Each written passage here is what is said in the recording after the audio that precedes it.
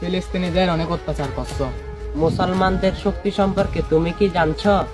নেকড়ের বইয়ে বাঘটি পালিয়ে থাকবে, ইসলাম ছিল, আছে, থাকবে।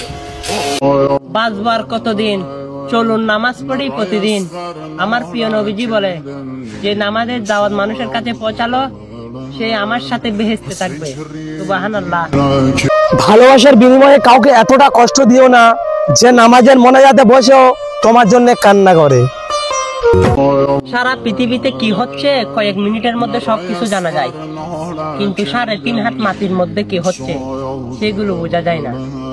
খবর দেখছো, খবরের আজাব দেখা নাই। মা, তুই আমার ঘরের লক্ষ্মী। এই কথা বলা বাবাটিও একদিন বলবে, কি রে মা, আমাদের বাড়িতে বেড়াতে আসবি কবে? ইসলাম ধর্ম শান্তি, সেটা রমজান মাসে বুঝাইছি। আর ইসলাম ধর্মকে এত ছোট করতে এসো না।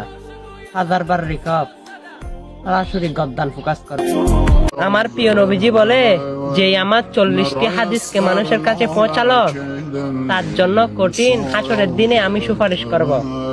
আর আমার প্রিয় নবীজির একটা হাদিস হলো, যারা বেশি বেশি ইস্তেগফার করে তাদের সাথে উঠা বসা করো। আর অবশ্যই আপনি মুসলমান হিসাবে ভিডিওটা অন্যের কাছে পৌঁছে দিবেন, আর এই হাদিসটা মানুষকে জানার সুযোগ করে দিবেন। আপনিও জান্নাতের বাসিন্দা হতে পারেন। আমিন। আমার প্রিয় নবীজি সবচেয়ে শ্রেষ্ঠ জিকির ছিল সুবহানাল্লাহি ওয়া বিহামদিহি, যে সকাল সন্ধ্যায় 100 বার পাঠ করলো। কঠিন হাসরের দিনে তার চেয়েও নেকি নিয়ে কেউ হাজির হতে পারবে না, সে হবে সবচাইতে নেকির অধিকারী।